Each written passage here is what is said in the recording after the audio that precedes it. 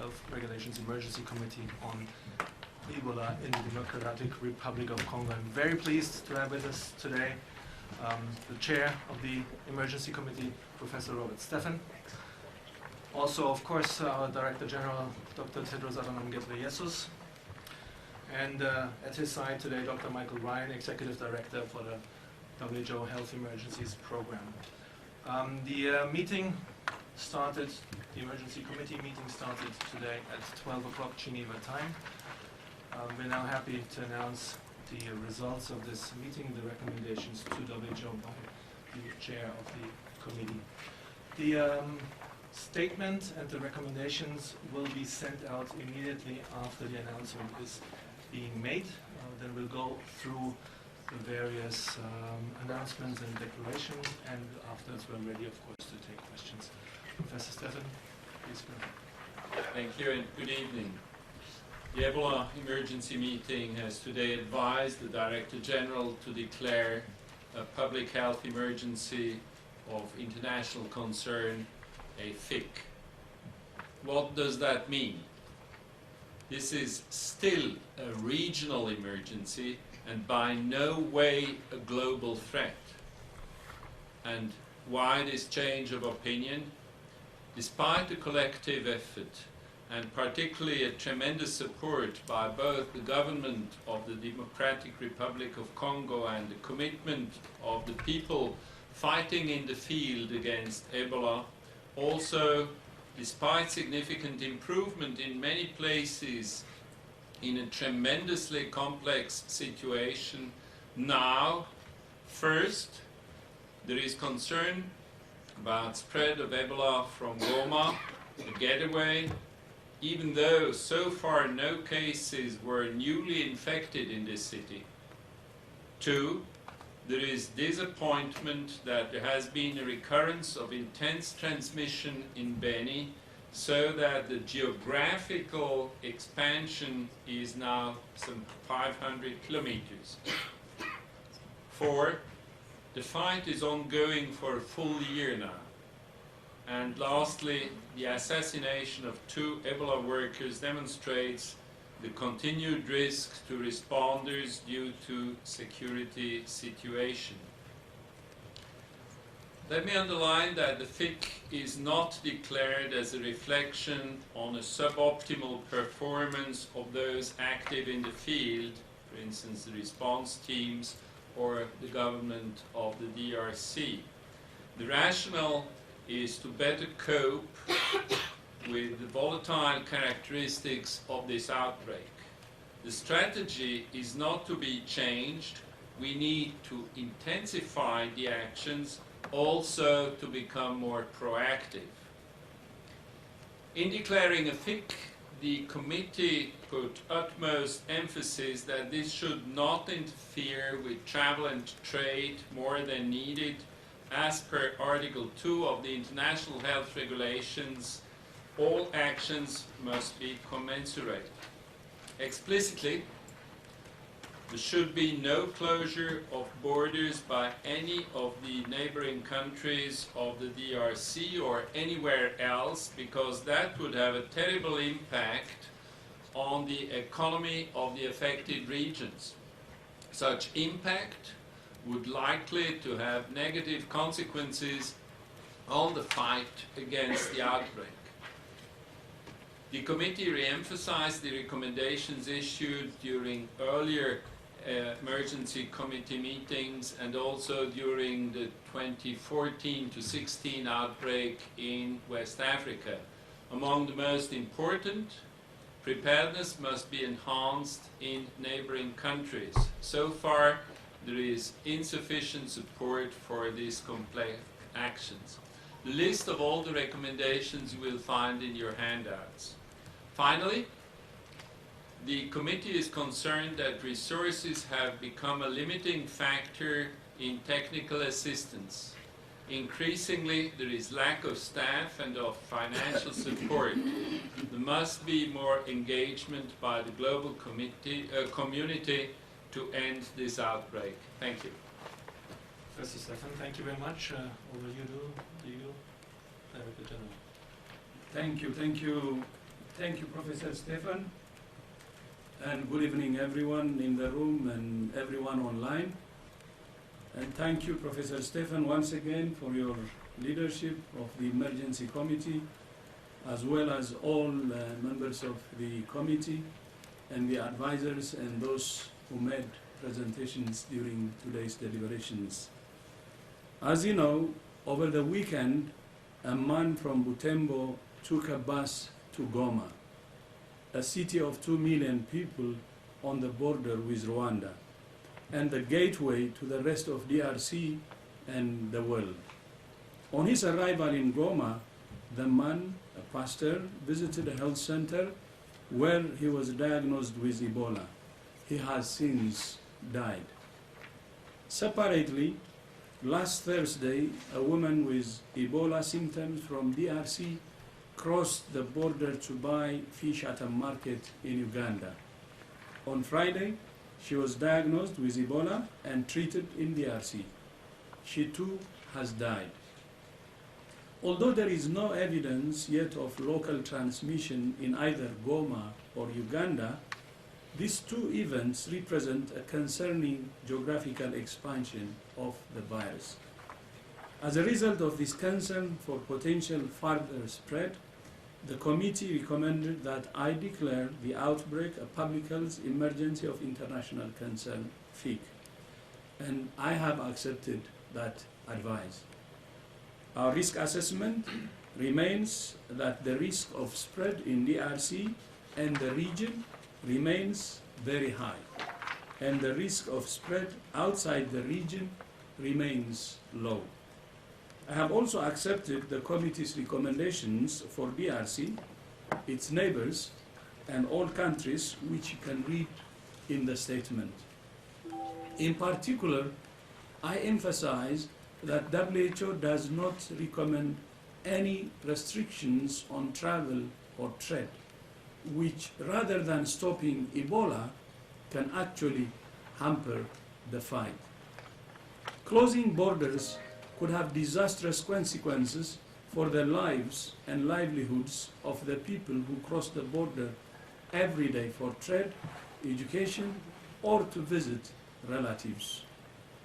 Such restrictions force people to use informal and unmonitored border crossings, increasing the potential for the spread of disease.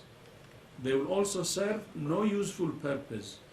Already there have been more than 75 million screenings for Ebola at border crossings and other checkpoints.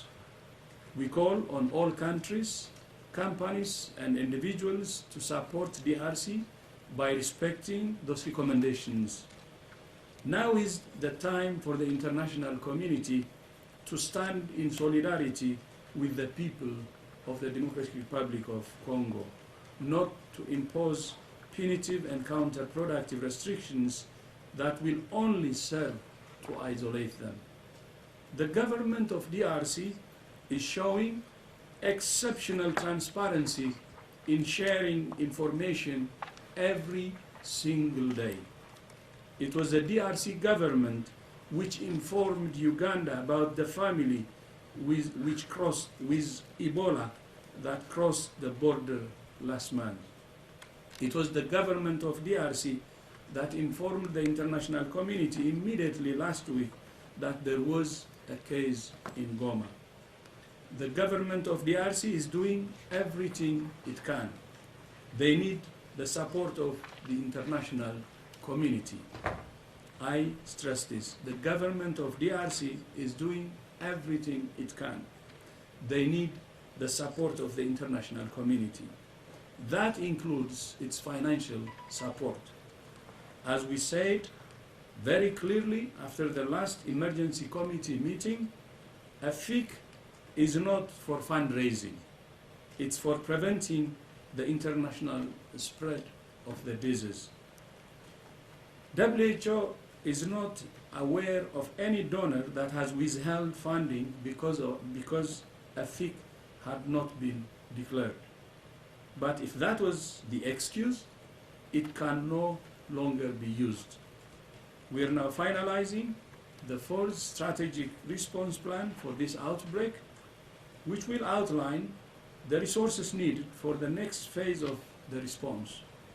We don't have an exact sum yet, but it will run to the hundreds of millions. Unless the international community steps up and funds the response now, we will be paying for this outbreak for a long time to come.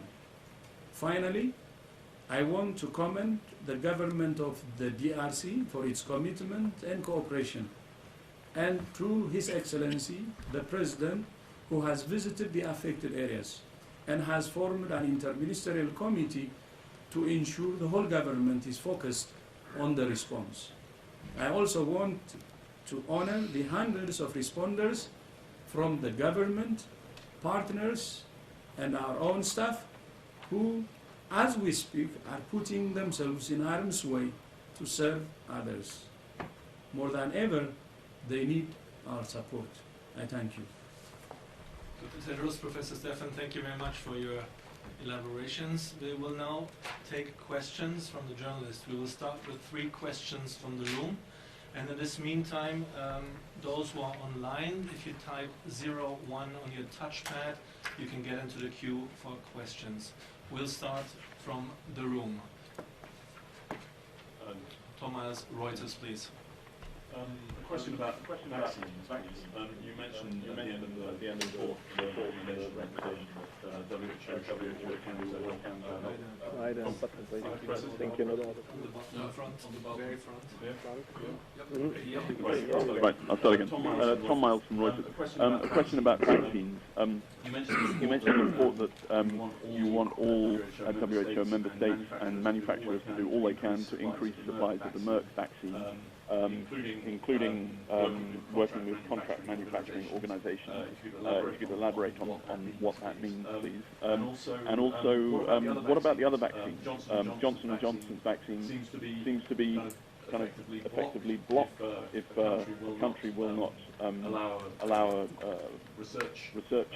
a clinical trial. And meanwhile, I think China and Russia both have licensed vaccines. So why this problem with vaccines? What else can be done? Thank you. Okay. The recommendation from the committee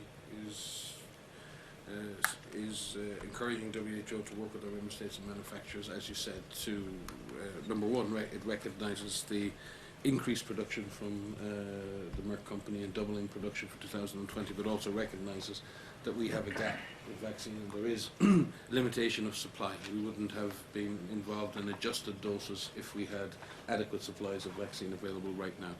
So accelerating the availability of vaccine is a priority, and the Director General has had discussions with senior representatives of the manufacturers to discuss options for that, which could include increased production by the manufacturer or arrangements made with contracting manufacturers who could produce the vaccine on behalf of the company or through a licensed agreement with that company. And those discussions are underway.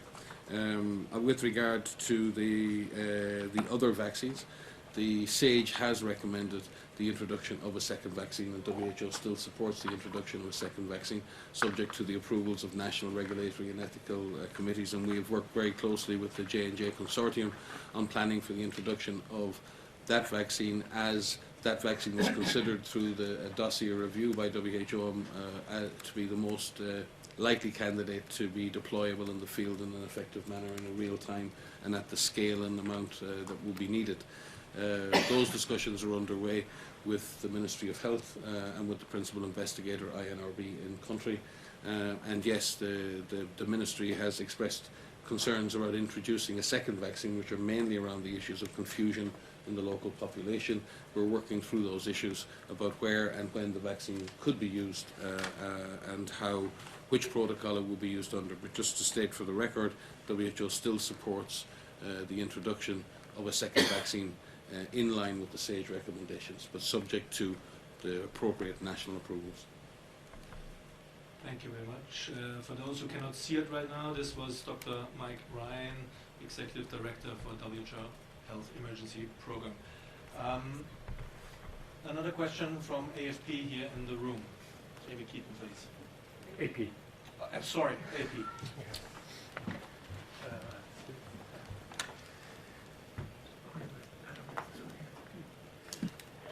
Hello, James from AP. The first question is, what exactly happened here? I mean, the UK just the other day announced 50 million more pounds that they're going to potentially contribute up to 50 million pounds. What happens now? Is this going to trigger automatically more resources, more funding? And then the second question is about the vaccination campaign. There has obviously been a couple of 100,000 people who've been vaccinated. Why have we not seen more progress up until now? Thank you. Who would like to take this? Yeah, I will take the first one, maybe the vaccination for on the funding, first of all, we thank those who are contributing resources. But as we have been saying many times, we shouldn't link this public health emergency of international concern, the declaration, with intent to mobilize resources. Financing actually should be available to prevent outbreaks. Financing should be available to prevent a fig from happening. Financing should be for preparedness. Financing should be to fix the roof before the rain comes. So we don't want to associate the FIC or the emergency declaration with resource mobilization. But it was a coincidence that even before this, there was renewed commitment to finance, and we hope that will continue, whether it's fake or not. So that will continue to be our position. Thank you. With regard to vaccine effectiveness or the impact of vaccination, I think there are two separate issues here. One is the efficacy of the vaccine itself, which has been proven in the field. The vaccine protects individuals against disease.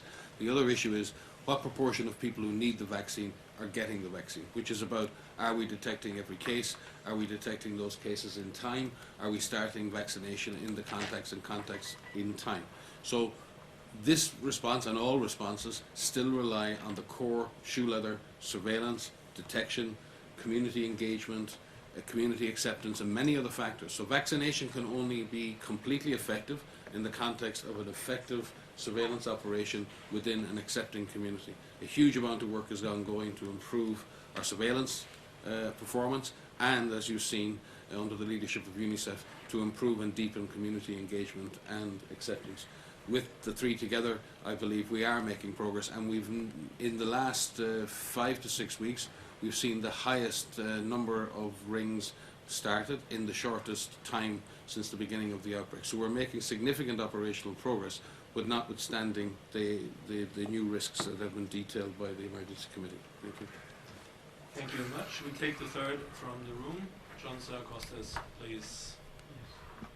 Good afternoon, John Sarkostas for the Lancet.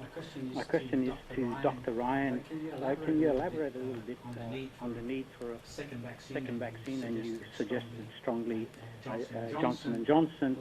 Last week, the Ministry of Health of the DRC said due to a lack of sufficient scientific evidence on the efficacy and safety of other vaccines. So what has changed in the last 5 days?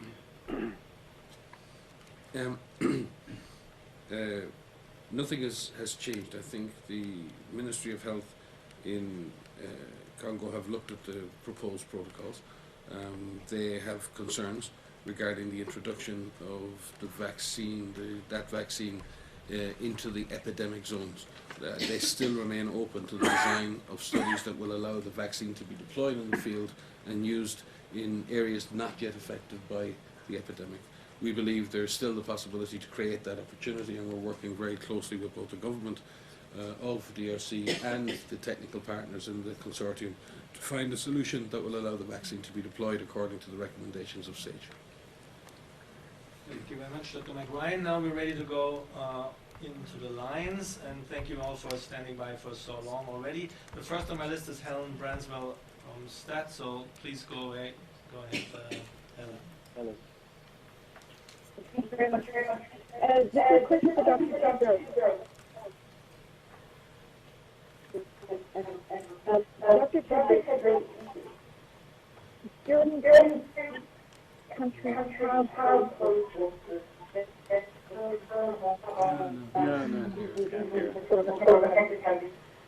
Helen, we have very much trouble hearing you. The line is cutting. Can you try one more time slowly? We'll give it another try, please. Is this any better? Yes. Yes. Okay. My question is, in previous takes, even though WHO told countries not to close borders and not to refuse visas to residents of affected countries, countries did that nonetheless. Will WHO call out publicly any country that ignores its advice on this issue in this outbreak? Yeah, thank you, Helen. Not only the recommendations of today, but since the outbreak started, we were advising neighboring countries and others because of the Ebola outbreak to make no restrictions of trade or travel. And with this fig, what we're telling the world is that it will actually have repercussions if there is restriction of trade and mobility.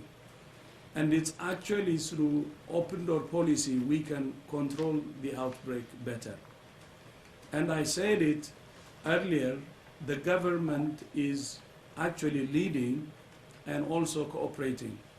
There is a daily report from the government of DRC on the Ebola outbreak situation. But not only that, it was the DRC government that had notified Uganda of the crossing of the cases, and Uganda was able to finish the cases as soon as, avoided the local transmission from establishing itself in Uganda immediately. And not only that, Goma's case was reported by the government immediately. So when there is transparency, when there is cooperation, we have seen how helpful actually is to follow open door policy. And not only that, on border points, checkpoints, more than 75 million people were screened, and this is helping. Some cases were detected during crossing. So when it's working well, we don't need to do anything different that affects the response negatively. But having said this, if countries make restrictions, of course we will talk to the country in question and try to help them to understand, but at the same time we will make all our communications public. Thank you. Thank you very much. Next on the line is Jay from Radio France International, RFI. Yes, for Radio France International. Good evening. I have a question on Goma. I'm seeing according to the Health Ministry in DRC that there are still 22 suspected cases in Goma. I understood that you said that there are no new cases in Goma for now, but I'm wondering about those 22 persons. Could it be worse in Goma than we actually think right now? I mean, how do you feel about the situation in Goma exactly? Thank you. Thank you, Jay. I hand to Dr. Mike Ryan, please. Yeah, the first thing to say is that the teams in Goma, and there are over 650 responders on the ground in Goma as we speak, including 50 WHO staff specifically assigned to Ebola. We've been preparing in Goma, as the DG has referred to previously, for well over 6 months. As part of that process, we generate daily alerts of suspect cases. So suspect case definition is very broad, it's very sensitive, and therefore we're picking up suspect cases every day. To date, none have been positive apart from the pastor. We've also vaccinated 257 people as contacts and contacts of contacts in Goma. So we've taken a very broad approach to the contacts of contacts and found the travellers who were on the bus with the pastor. So there's been extensive vaccination of contacts and contacts of contacts of the pastor. There are no other cases in association with that pastor. There are no other people meeting the case definition as part of that transmission chain. We will remain alert and vigilant. So again, it's important. There are many alerts every day in Goma, and there have been for many months. That shows the system is working. Some of those are considered suspect cases. They are taken to an ETU and a transit centre where they are tested. They have all tested negative so far over the last 6 months, apart from the pastor, who tested negative after being transferred immediately from the first health centre he visited within 1 hour of presenting at that centre. So what Goma has demonstrated is, like Uganda has, that preparedness works, and as the DG said, these are the investments we need to see made now in preparedness and readiness in both surrounding provinces and countries. Thank you very much, Dr. Ryan.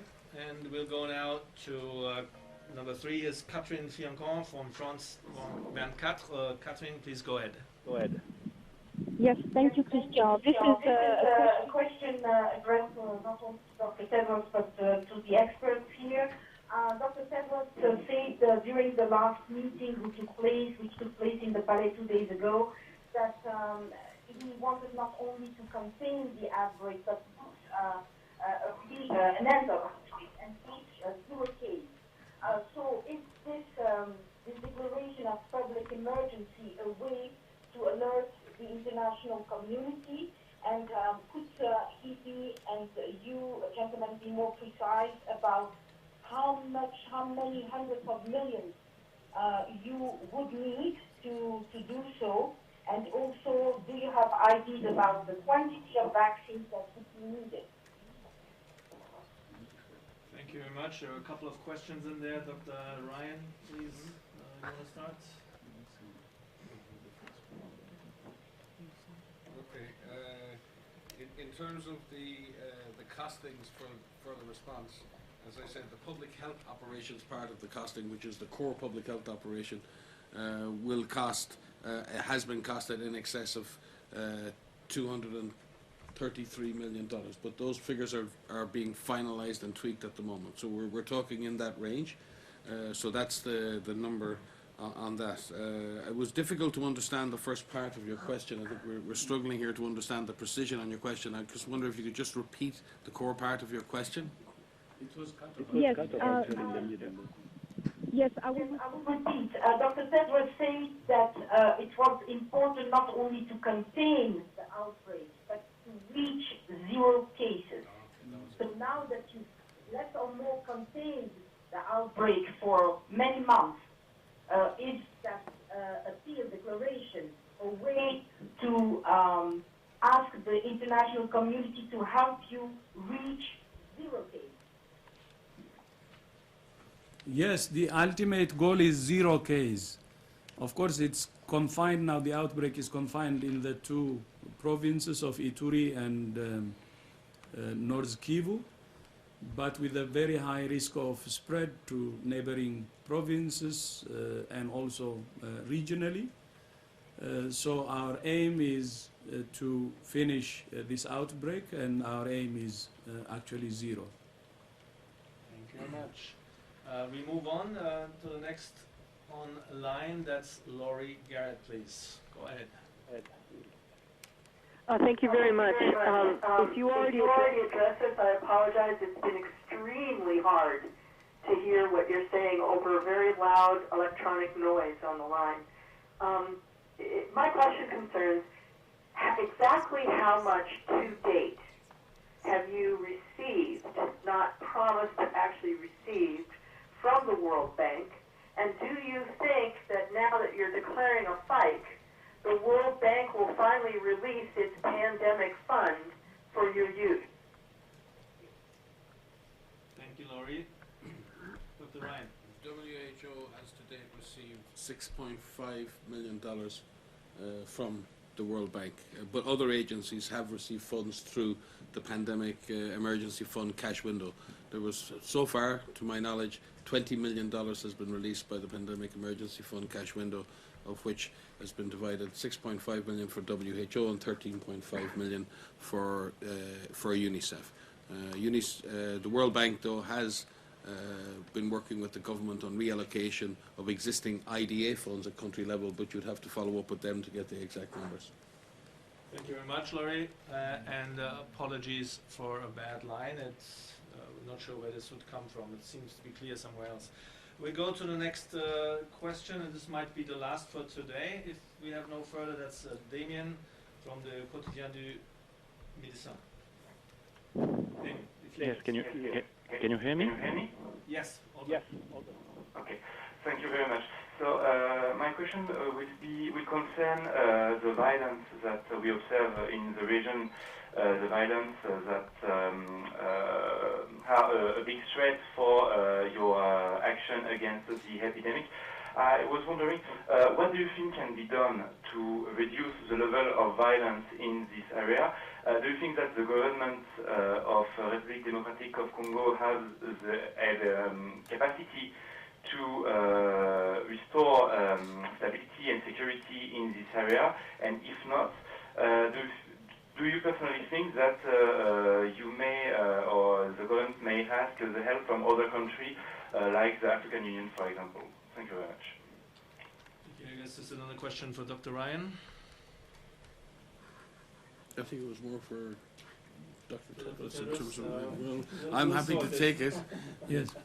The security problem in North Kivu has been there for many years now, more than 25 years. So it's not new. It's a war zone, and that's why one of the reasons, that's why actually we were not able to control the outbreak fully until now. It's almost a year, because it's a war zone. And the other problem is the political tension also you see in that region. So these are the complicating factors that fuels the outbreak itself. As you know, when there is a security problem, the response is disrupted, and when the response is disrupted, the virus gets advantage and propagates. And whenever we make progress, when there is a security problem, that then we lose all the progress we made. So this was what you see in the curve of the epidemiology curve, actually up and down, up and down. So the security problem is serious. Of course, there was an incident a few days ago, and 2 community health workers, Congolese, were killed. But the last 6 weeks has been relatively stable. And one of the reasons for this is the Congolese army and the MONUSCO UN troops are working in coordination. They have a coordinated command center, and that's helping. And they're trying to prevent any attacks. But in addition to that, I think the renewed community engagement is also helping. With community ownership, there could be more security and stability, because some of the attacks were coming actually from community members when they were angry because they were excluded from election during last year's election. So the security problem has many reasons behind it, and addressing all those will be important. The UN Security Council, I think we have given a briefing twice, and the third one will be on July 31st.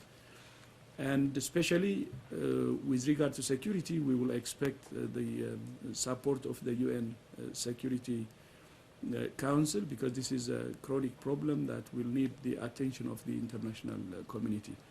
But led by the government is doing its best, and the UN troops are also helping, and there is a relative stability the last few weeks. Thank you very much, Dr. Tedros. We'll go back to the room for a question from Thomas Reuters, and then I have 2 more online, and that looks like with those we can close unless we have a follow-up in the room still. So Thomas, please. Yes, I wanted to ask a related. But I'll follow up to the one that you just answered. Would you like to see the UN Security Council really raise its game, not just in this region of Congo, but in the region of Africa, to try to sort out some of the endemic problems, not just health but security, corruption, suspicion, people talking about political spoilers and manipulation, whatever that means. And until these things are sorted out long term, for the rest of our lives, there will be outbreaks and problems that cannot be resolved. So do you not think that this is a moment when the world should look at this and say we really need to sort out what's happening in this region? And is this not the job of the UN Security Council? Addressing the root causes is the best solution, actually. It's a political problem or a security problem that's behind the Ebola. Ebola is a symptom. There is measles outbreak. There is chikungunya outbreak as we speak. There is cholera outbreak. As if it's not enough, then you have Ebola. And when there is, a complicated root cause that affects the whole system, the social, economic, and political situation, and then you will have such problems. So addressing the root cause, as you said, is obviously the most important solution. But at the same time, while addressing the root cause of the problem, we have to also use whatever we have to fight the existing outbreak. But we made a call a few weeks ago, as you may remember, and we have invited the international community to help DRC and other countries to address the root cause of the problem. Take Yemen, for instance. There is a cholera outbreak as we speak. Many new generation in Yemen never had any knowledge of cholera. It was a forgotten thing. But with the war and destruction of the infrastructure, cholera outbreak, which is the largest in modern history, has engulfed Yemen. So addressing the root causes is key, and the world, as an international community, actually should help countries to address the root causes, and not only focusing on Ebola and other humanitarian support, but linking the humanitarian support with development, or the focusing on humanitarian development nexus, is very important. Thank you very much, Dr. Tedros. We'll go back to the line before we then go back to a round in the room. We have 2 or 3 more on the line here. The next is Megan from Wired Magazine. Megan, can you hear us? Yeah, hi. Can you hear me? All good. Yeah, I just wanted to find out a little bit more information about the plan for introducing adjusted doses. Is there going to be any kind of priority for who's going to be getting those kinds of doses, and when is that going to start? Dr. Ryan, yes, the adjusted doses has already been introduced in Congo subject and has been approved by the national regulatory authorities and the Ministry of Health, and that currently is where we've reduced the dose to the Guinea dose. In other words, it's half the original dose, which is the same dose that was used in the efficacy trials in Guinea, which proved efficacious. So based on the advice of our SAGE committee, we're confident in the use of that adjusted dose. Any further reduction of adjustment of the dose would be carried out under the guidance of the same SAGE process, and we have a special Ebola virus disease working group of our SAGE committee, which is keeping this under constant review. We would not make any further dose adjustments unless the epidemiologic situation indicated that we needed to expand the amount of available doses. Obviously, the best solution for this problem is a ramp up in production of Ebola vaccine. Thank you very much, Dr. Ryan. And looking at the time, we have actually unfortunately time for one last question now from Vicky from NPR before we need to close. So Vicky, please take the last question. Hi, Earlier this week, Rwanda's Ministry of Health advised people to avoid traveling to eastern Congo. Have the governments of Rwanda and Uganda given the WHO any assurance that going forward they won't advise against any travel or trade restrictions? Tedros.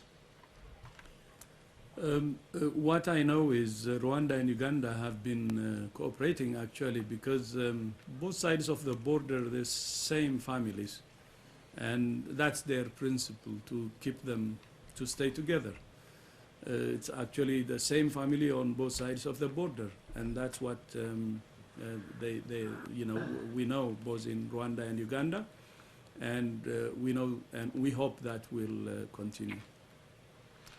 Thank you very much, Dr. Tedros. With this, we have to close. I thank everybody who has been waiting patiently online, also for the apologies again for the delay of half an hour into the press conference. Thank you for the journalists here in the room. Thank you, Chair of the Emergency Committee, Professor Stefan, Dr. Tedros, and Dr. Mike Ryan. I wish you all a good evening. Thank you. Thank you. Thank you.